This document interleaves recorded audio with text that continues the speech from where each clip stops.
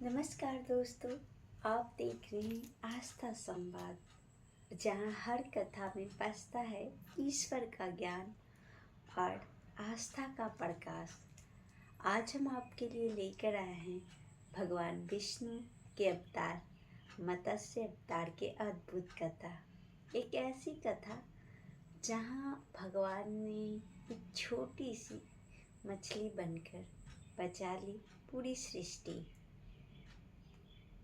तो ये समय बहुत साल पहले की है, सतयुग की।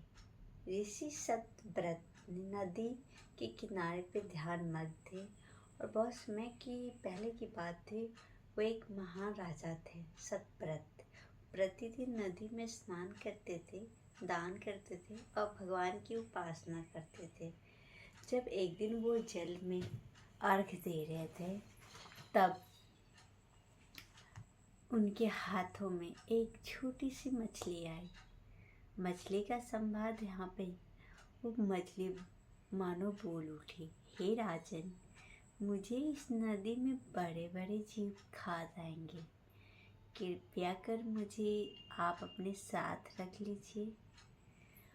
तब राजा सतव्रत बहुत ही आश्चर्यचकित हुए कि लेकिन उनका हृदय करुणामय से भर गया।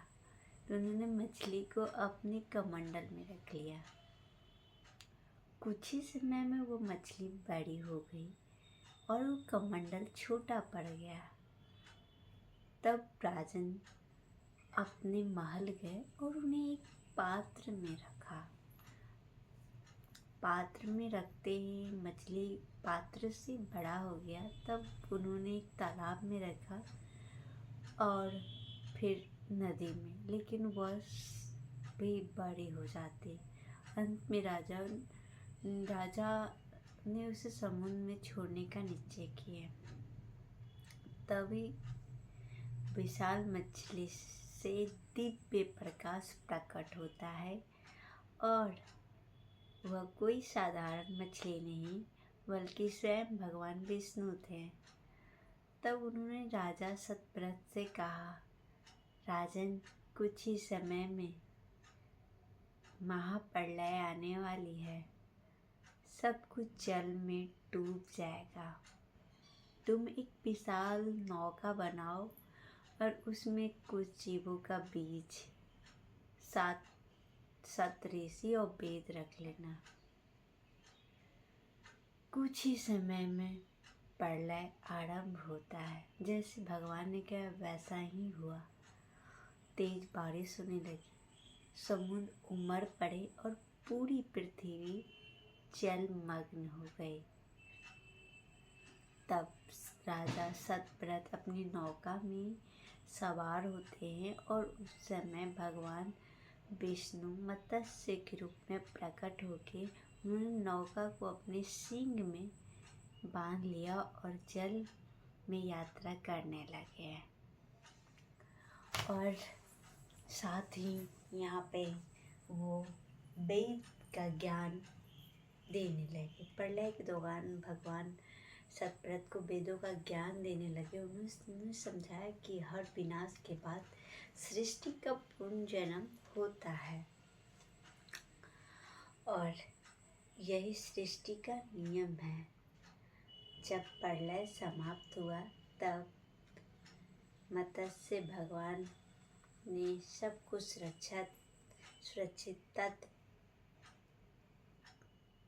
पहुंचाया और अंतर ध्यान हो गए। इस प्रकार भगवान विष्णु ने मत्स्य अवतार में सृष्टि की रक्षा की और उन्होंने सिखलाया कि जीवन कितना भी कठिन क्यों ना हो, आपको अपने भगवान पे विश्वास रखना चाहिए।